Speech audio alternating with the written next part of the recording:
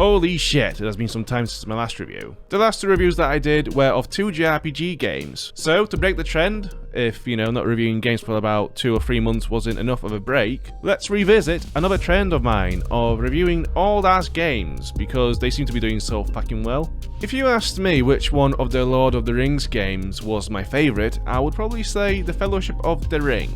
And then I would imagine that you'd ask the follow-up question, why the fuck? And that's when I would act all, whoa, I didn't expect a follow-up question, because to be fair, I don't really know why. Well, I guess it shares many of the same qualities as the Russian Lord of the Rings films that were just discovered not too long ago, in the way that both of these products allowed for hipsters and communists to defy Peter Jackson's appeal in the films by doing their own thing.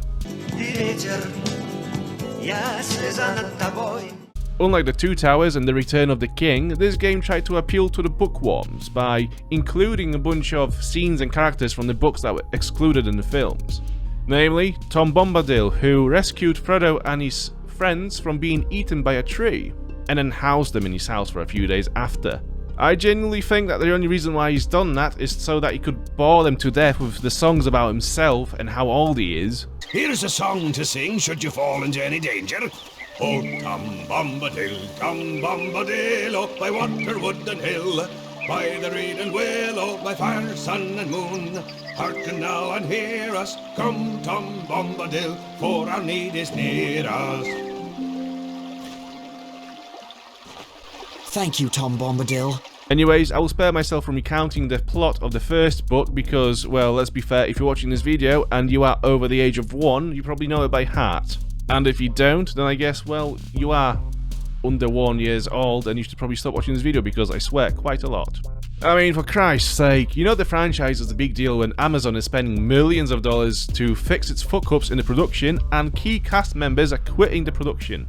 Who am I kidding? I'm desperate for the views. So anyways, Frodo receives a ring from his eccentric uncle and the ring turns out to be Satan itself. So then Frodo with a troop of all his friends in the Shire, which is 1, 2 and 3 hobbits, they travel to hell itself to toss the ring into the flames, from whence it came. Well, anyways, it's pretty easy to see that this game is a product of its time. Just like Harvey Weinstein was the product of the 70s. Just like any other game from the early 2000s, the Fellowship hasn't quite received the memo on how to create passable faces yet. They would either look like sculptures made of mashed potatoes or minced meat, or a box of loose knives with more edges in it than the whole Norwegian black metal scene from the 90s. You start the game as Frodo, who is perfectly happy slapping wolves and spiders the size of a small cow with a stick.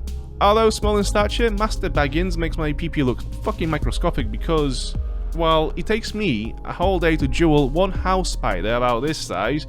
He's just there whacking it over the head with a fucking stick. And it's only like twice the size of him. Look at him bashing one of the nightmares over the head with a piece of wood. Things get slightly more unreasonable when you meet Aragorn, who is the human knight king to be down the line. The game then decides that changing the pace of itself is the best option ever. As you go from a game that is trying to narrate the player through all the events and characters from the book into something that kind of resembles Diablo, if you're playing it from behind your character's shoulder. And so you suddenly start seeing 10 wolves, 8 orcs, 5 trolls, and whatever the fuck else there is, all in just one frame. Holy shit, game, I thought I was playing an adaptation of a book, not a Diablo player's wet nightmare.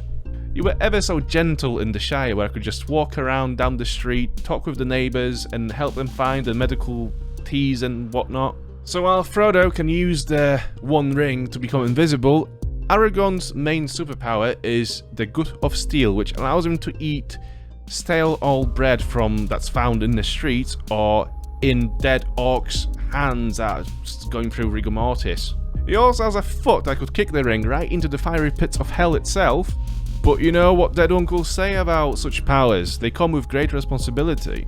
Aragorn could kick the ring into Mordor, however, he has a responsibility not to end the plot of the trilogy too soon, or he would have to go and find a real job. Ooh.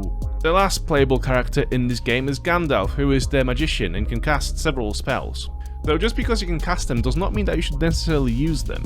They are more of a magical bragging right than actual usable spells, as, The lightning spell takes way too long to use, the attract spell takes way too long to use, the staff bash spell takes way too fucking long to use. You're better off turning your enemies into kebabs with the fireball spell and then finishing them off with a good stab to the throats with your staff while they sizzle on the floor, crying from pain.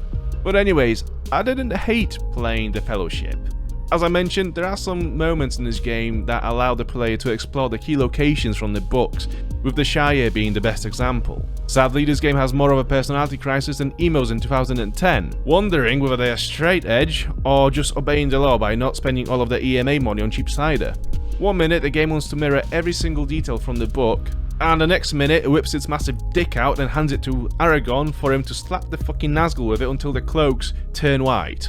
And although dicking about with ancient evils isn't too much of a buzzkill, I would have rather played with Frodo's tight little ring a bit more. Thanks for watching.